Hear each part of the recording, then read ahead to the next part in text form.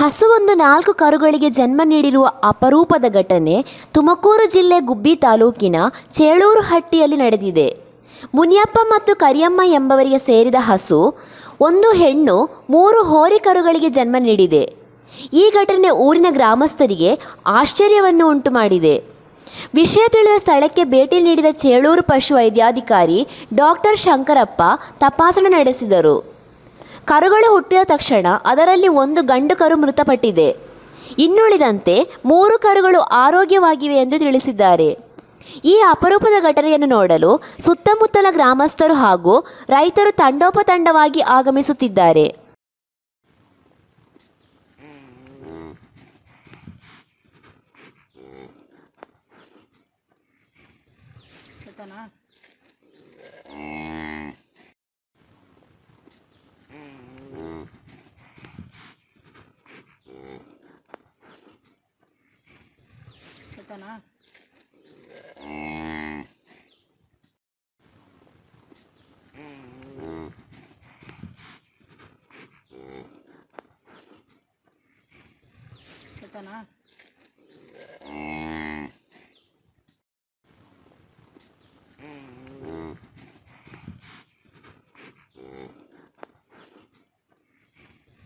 Kita na.